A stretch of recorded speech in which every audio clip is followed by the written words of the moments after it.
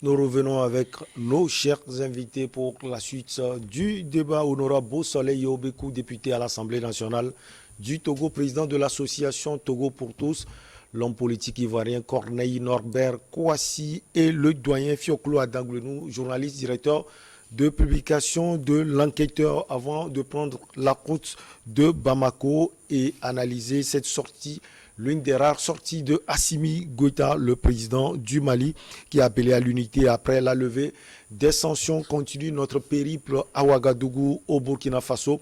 L'ancien président Blaise Compaoré a pu quitter la capitale direction la Côte d'Ivoire. Alors, doyen, vous voulez ajouter quelque chose Oui, je avant voudrais le dire journal? simplement que le président Kaboré a reconnu une crise sécuritaire. À cet effet, il a demandé à la haute hiérarchie de l'armée burkinabé de faire des propositions et de mettre sur table une stratégie pour contrer les djihadistes. C'est parmi eux qu'on a désigné les chefs militaires et il n'a fait que signer le décret pour les nommer. Ce qui veut dire qu'en tant que civil, il ne s'y connaît pas. Mais ce sont les professionnels militaires qui ont fait les propositions pour les nominations. Pourtant, ça ne va pas et un des leurs a fait coup d'État.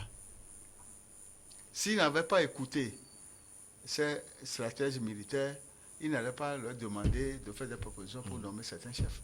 On a nommé le directeur de renseignement militaire à la présidence, on a nommé un nouveau chef militaire, un nouveau chef d'état-major, un nouveau ministre de la Défense et les nouveaux chefs de garnison, surtout là où on a fait les formations, les gens sont revenus, on a fait tout, mais ils n'ont pas pu.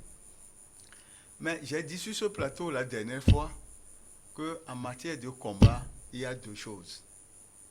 La motivation de la troupe. Vous envoyez la troupe sur le terrain de bataille. Vous ne lui donnez pas à manger. Il n'y a pas le moral, il n'y a pas cette motivation et l'homme qui va tirer est affamé. Il aura quelle force pour appuyer sur la détente. Voilà. Alors que les armes que vous leur donnez, je ne peux pas dire que ce sont des armes du XVIIIe siècle, mais les djihadistes ont des armes du XXIe siècle. Vous leur donnez des AK-47.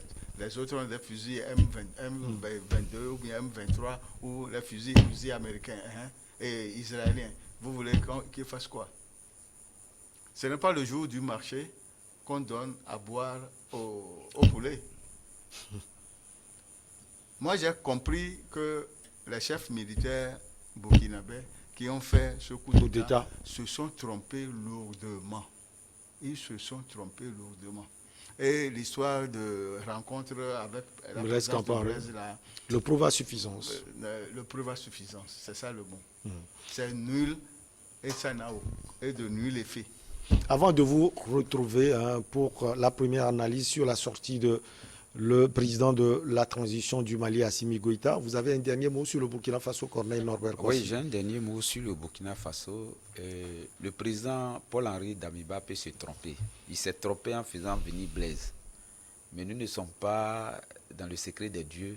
Il y a des choses qui se sont dites. On peut se tromper au départ, mais ne pas se tromper à l'arrivée.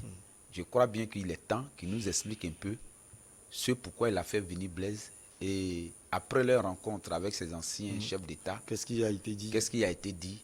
Et si cela est positif pour le peuple burkinabé, c'est ce qui est important. C'est ce qui est important. On passe à Bamako, au Mali. Le président de la transition de ce pays, le colonel Assimi Goïta, s'est exprimé pour la première fois depuis la levée des sanctions imposées au pays par la CEDEAO et appelé à l'unité et à se concentrer au développement et à la stabilité du Mali. L'une des rares apparitions du chef de la transition de ce pays, Fioclou Adanglenou, en parlant de stabilité. Est-ce qu'il parle, surtout en parlant de l'unité, j'allais dire, est-ce qu'il s'adresse à ses concitoyens ou bien il s'adresse à l'Afrique de l'Ouest? Il s'adresse à ses concitoyens. Parce que j'avais dit en tout temps ici que ceux qui ont fait tomber Moussa Traoré, qui étaient avec lui, ne sont plus avec lui. Ceux qui sont des hommes, des frères d'armes, avec qui ils ont commencé, il y a certains qui sont aux arrêts. la jeunesse qui l'avait suivi, il y a des problèmes parce que la manière de voir les choses est différente de ce qui a été prévu. Et même le Conseil national de transition, ils ont changé des articles la dernière fois pour dire ceci, alors qu'au départ, ce n'était pas ça. Et le peuple malien comprend aujourd'hui qu'il y a une question de duplicité qui se trame à l'horizon. C'est pourquoi, après la levée, il a voulu lancer cet appel pour qu'il soit avec lui, pour qu'il revienne, qu'il soit son soutien. Mais le peuple n'est pas dupe. Moi, je pense que le peuple a accepté la venue des mercenaires de Wagner pour appuyer l'armée avec les équipements, certes. Mais le fond du problème, c'est le pouvoir. Tout ce que Goïta est en train de faire, c'est qu'il ne veut pas lâcher le pouvoir. L'opposition. Elle est inexistante aujourd'hui. On ne l'entend plus. L'imam, quoi il s'appelle Diko, l'imam Diko. N'est plus avec lui. La majorité des partis politiques. On avait dit que entre lui et Choguel Maïga, tout va mieux maintenant. Non. Ah bon? Maïga, cette déclaration fracassante n'arrange pas Goïta. Parce que lui s'attaque directement à la France. Ces derniers temps, on ne l'entend plus. On ne l'entend plus, certes, parce que, j'ai dit aussi sur ce plateau que quel que soit Alpha, entre la France et le Mali, c'est la main gauche et la main droite. Oui. Parce que c'est la France qui a sauvé le Mali. Si le Mali existe ici aujourd'hui en tant qu'État, c'est grâce à François Hollande, qui a envoyé des militaires arrêter les djihadistes en Bamako, serait plus depuis. Si le Mali existe aujourd'hui, c'est grâce au pays de la CEDEAO et à la France. Donc Goïta sait que ces mois faits à la tête du Mali ne sont pas honorables. La sanction est venue l'enfoncer, mais une fois que la sanction est levée, il a bien fait de lancer l'appel de rappel à l'ordre et de retour au nationalisme malien. Pour ça, je le félicite. Toutefois, je n'ai pas aimé son coup d'État. Toutefois, je n'ai pas aimé son coup d'État. Le politique élu démocratiquement ne fait pas bien. Vous attendez les élections pour le faire partir. Il a fait 2 coups d'État. S'il ne voulait pas le pouvoir comme de l'or, il n'allait pas perpétrer 2 coups d'État.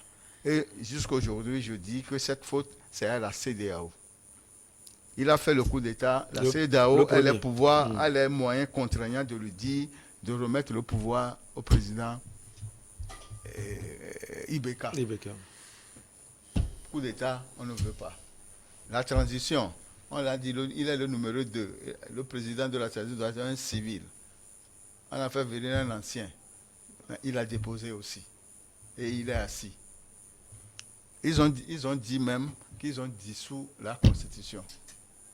Or, la Cour constitutionnelle et la Constitution est dissoute, les institutions de la République sont dissoutes. Or, cette Cour constitutionnelle dissoute est venue le remettre au pouvoir comme président de la République.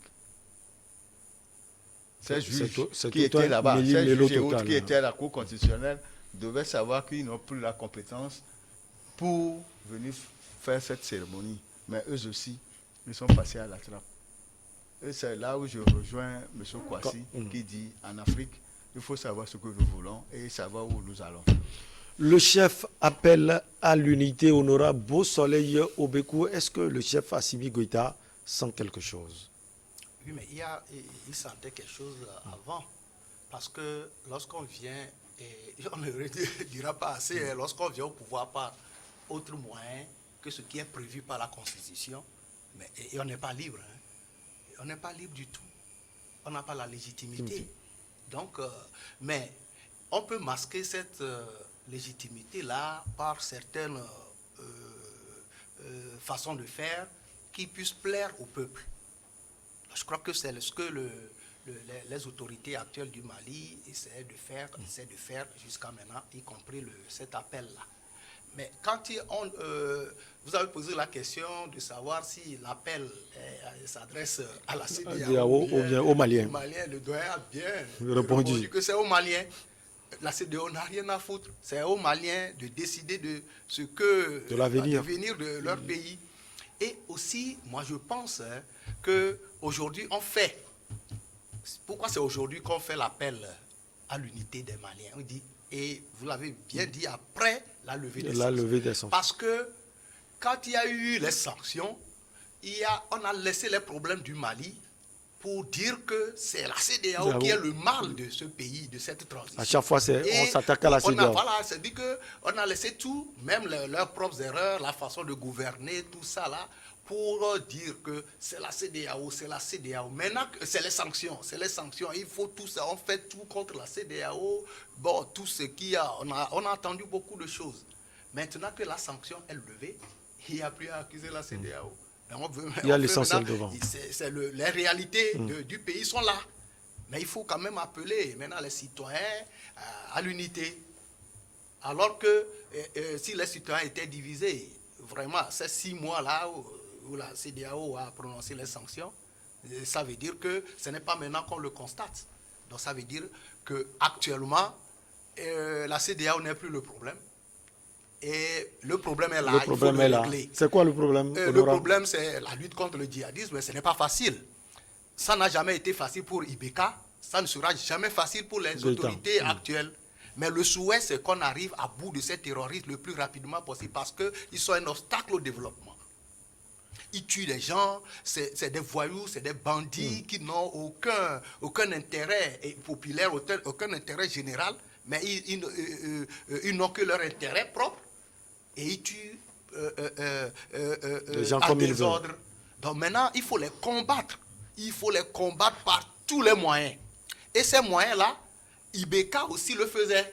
Et avec ces moyens-là, par ces stratégies pour le faire, on peut l'accuser de malgouvernance. De rater, oui. Mais sur le plan de la sécurité, c'est un citoyen, c'est un patriote. Il n'a pas vendu quand même son pays aux djihadistes, mais il les combattait.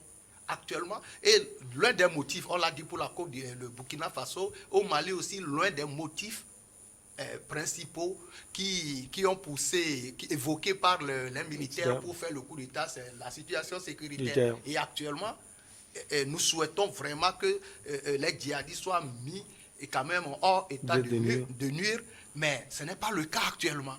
Et ça, nonobstant tout ce qu'on dit, vous pensez que ce n'est pas... Ce n'est pas le cas, soyons réalistes. Même avec les instructeurs russes ou Wagner. Le cas. Et aucun État dans ce monde, depuis que le djihadisme a commencé, n'est arrivé à bout actuellement de ces terroristes-là à 100%. Et ce qui se passe maintenant, quand la France était là, je ne soutiens pas la France, mais le doyen l'a dit, c'est la France qui a sauvé le Mali. L'armée française a sauvé nous tous, nous l'avons observé. Si on vous voulez dire que ça, c'est une réalité? C'est une réalité. Si l'armée française n'était pas intéressée, on a vu les djihadistes avancer vers Bamako. Pas ainsi. Ils avaient déjà pris Gao, Tombouctou, Kidal, tout ça. Là, ils avançaient vers le Bamako. Et c'est l'armée française. Et pour certains, c'était un cirque. Les moyens aériens qui ont neutralisé ces djihadistes-là et les ont stoppés. Donc, vous voyez, aujourd'hui, on peut dire tout de l'armée française, tout ça. Là, aujourd'hui, on a demandé à l'armée française de quitter le pays. Elle est en train de quitter. Dans un mois, je crois, elle ne sera plus au Mali. Mais le souhait, c'est que les FAMA, nous les soutenons. Et ce sont des braves patriotes, des braves soldats. Et avec l'appui de Wagner, que les autorités actuelles ont fait venir, nous souhaitons que le djihadisme soit combattu et eux aussi mis hors état de nuire, mais ce n'est pas facile. Ça n'a pas été facile pour Ibeka, ça ne sera pas facile pour les autorités actuelles. Mais ce que je ne cesserai de dire, c'est que, quelles que soient les difficultés d'un pays de démocratie, il faut quand même discuter, chercher l'unité nationale. On appelle aujourd'hui à l'unité nationale. Pourquoi on n'a pas cherché cette unité nationale au temps d'Ibeka pour pouvoir combattre les djihadistes? Et c'est ce qu'il faut chercher. Il ne faut pas tordre le cou à la démocratie. Il ne faut pas tordre le cou à la démocratie. Lorsqu'on arrête la marche de la démocratie vers la perfection, et on revient en arrière, et c'est difficile d'arriver encore à l'étape où on était. Je veux parler sur le plan de la démocratie. Le coup d'État au Mali, disons-le, a encore fait reculer le Mali sur le plan de la démocratie à plusieurs années en arrière. Mais nous souhaitons, comme nous l'avons dit pour le Burkina Faso, ce n'est pas bon qu'on fasse le coup d'État. Un coup d'État n'est pas bien. Au Mali aussi, il faut le dire. Oui. Mais actuellement, le vin tiré, il faut le boire. Il faut souhaiter que les autorités actuelles, en symbiose avec les populations et des hommes de bonne volonté, des références du pays et aussi des voisins de ces pays-là et de toute la communauté internationale, qui puissent avoir une synergie pour faire une lutte efficace contre ces djihadistes-là. Ils ne sont pas qu'au Mali, ils n'attaquent pas qu'au Burkina Faso, ils attaquent certains pays aussi côtiers, dont le nôtre. Donc il faut vraiment qu'il y ait une synergie d'action. Surtout, c'est de ça qu'il s'agit. Il faut laisser de côté ces histoires de nationalisme et de mépris, entre guillemets, des autres, mais qu'on appelle chacun et tout le monde à une symbiose pour pouvoir lutter contre ces djihadistes et les bouter même et hors de nos frontières, de toutes les frontières de l'Afrique et même du monde. Il faut qu'on arrive à neutraliser une fois pour de bon les terroristes et laisser les peuples évoluer pour qu'ils puissent se tourner vraiment vers leur épanouissement et la démocratie. Le colonel et le développement. Le colonel a réaffirmé que l'intention de la junte n'était pas d'empêcher un retour à un régime constitutionnel, mais d'y parvenir dans la sécurité et la stabilité. Corneille Norbert Kouassi, pour vous, c'est ce que Assimi Goïta et son équipe sont en train de faire aujourd'hui. Ça avance sur le plan sécuritaire? Je vais d'abord m'opposer de manière vigoureuse à l'honorable, à ce qu'il a dit dans son analyse. Parce qu'on a beaucoup parlé ici de coup d'État, c'est pas bon, c'est pas ceci, c'est pas cela. Moi, je dis qu'un coup d'État, par moment, est très bon. Quand vous prenez le président Alpha Condé, qui voulait briguer un 3e mandat, Doumi a fait son coup d'État. Quand vous voyez par exemple au Mali, il a dit tout à l'heure que le président Ibeka avait envoyé des troupes sur le front pour aller combattre les djihadistes. Mais celui qui gérait le front, c'était Assimi Goïta.